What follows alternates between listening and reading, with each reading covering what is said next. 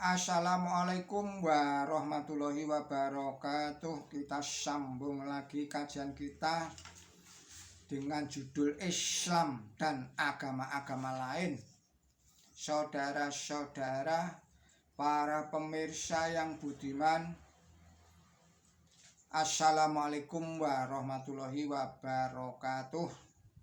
Bismillahirrahmanirrahim. Kami sangat menyayangkan bahwa kami juga merasa kasihan kepada orang-orang Hindu Arya mengalami kesalahan dalam dua bagian syariat. Yang pertama, sehubungan dengan masalah ketuhanan, mereka berpegang kepada satu akidah bahwa Tuhan bukanlah pendahulu semua makhluk dan bukan pula sumber semua karunia, melainkan unsur-unsur alam dan semua kekuatannya, serta roh dan semua kekuatannya terjadi dengan sendirinya. Menurut kodratnya mereka terlepas dari karunia-Nya. Pikirkanlah sendiri, lalu apa perlunya Tuhan? Mengapa Dia berhak disembah? Adalah yang dapat memberikan jawabannya. Mudah-mudahan rasa belas kasihan kami berpengaruh kepada hati seseorang. Semoga bila ada orang yang marah sekali mau duduk dan terus memikirkan masalah-masalah itu, wahai Tuhan yang Maha Kuasa, kasihanilah kaum ini yang menjadi tetangga lama kami. Kembalikanlah mereka ke arah kebenaran. Engkau berkuasa atas segala sesuatu. Ini tinjauan mengenai ketuhanan. Di sini banyak sekali hak sang Kholik yang tidak ada taranya dihapuskan. Yang kedua, tinjauan dari sisi lain, yaitu mengenai pendapat yang diajukan kaum Arya tentang makhluk. Salah satunya tentang penjelmaan atau inkarnasi atau tanasak, yakni roh orang yang mati berkali-kali masuk dalam berbagai bentuk makhluk baru. Pertama-tama yang aneh dan mengherankan dari akidah ini, Tuhan begitu kejam. Sebagai balasan dosa, roh manusia disiksa sampai ribuan bahkan jutaan tahun. Padahal Tuhan tahu bahwa mereka bukan ciptaannya.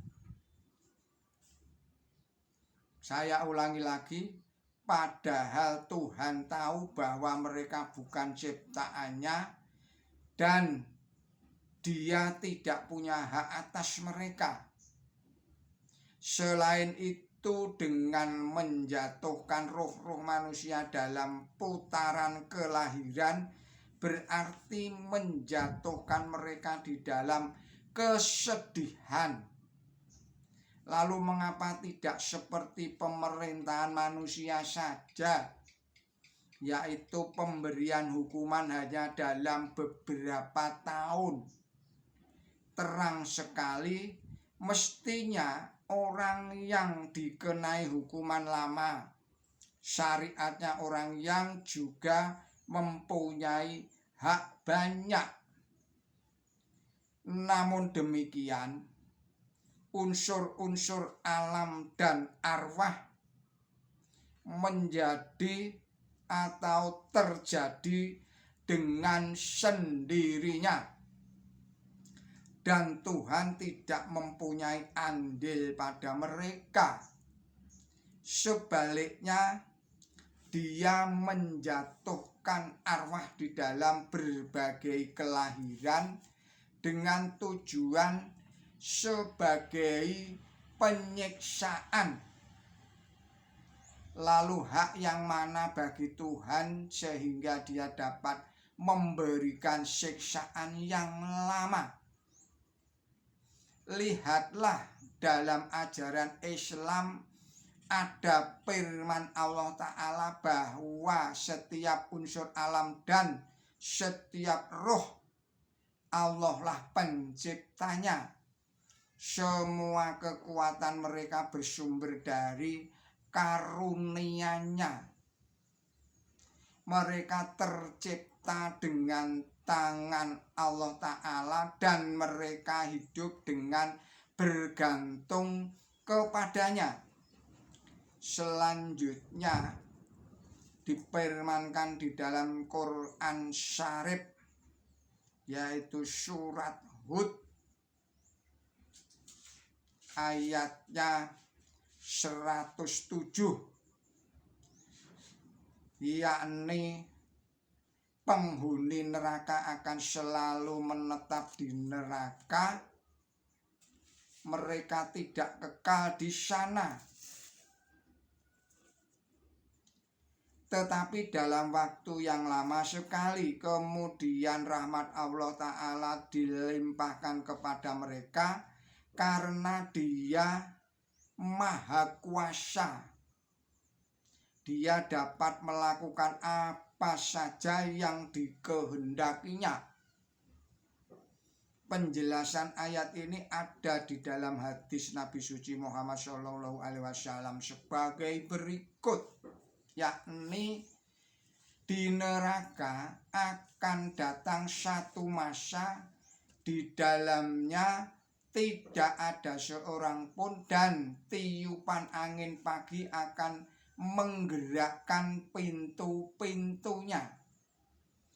Namun sayang sekali kaum Arya menciptakan satu fitnah untuk Allah Ta'ala, yaitu kemarahannya tidak pernah reda, tidak memanfaatkan dosa manusia, tidak memaafkan dosa manusia, dan menjatuhkan roh orang-orang berdosa di dalam penjelmaan atau kelahiran kembali dalam bentuk makhluk baru.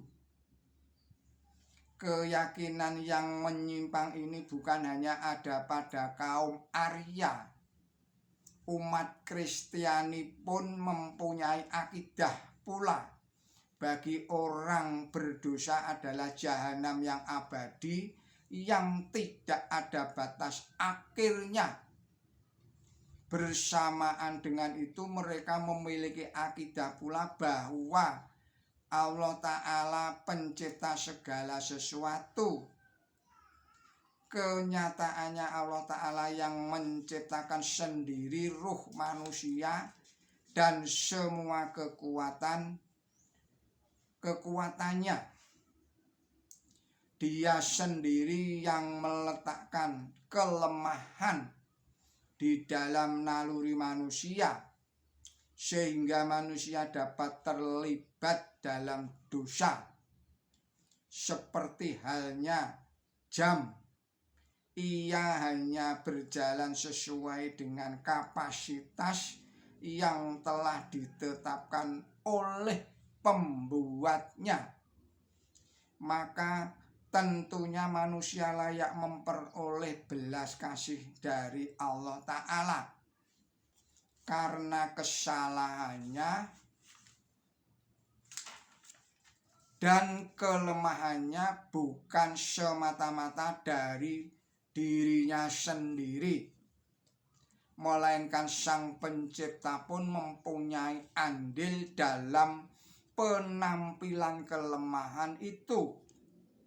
Saudara-saudara, para pemirsa yang budiman, Adilkah bila Allah menetapkan siksaan untuk putranya hanya selama 3 hari, sedangkan untuk orang-orang lain diberlakukan hukuman atau siksaan yang abadi? Pantaskah Allah Ta'ala yang Maha Pengasih dan Maha Mulia berbuat demikian itu? Bahkan hendaknya Allah Ta'ala memberikan siksaan lebih banyak kepada putranya, karena putranya mempunyai kekuatan ketuhanan sehingga lebih mampu menanggung siksaan. Mungkinkah kekuatan putra Tuhan sama dengan kekuatan manusia lainnya yang hina dan lemah? Demikianlah kita akhirkan dahulu video ini. Kita sambung lagi pada video-video berikutnya. Mohon maaf atas segala kesalahan dan kekhilafan saya di dalam menyampaikan kembali risalah ini. Billahi taufik wal hidayah. Wassalamualaikum warahmatullahi wabarakatuh.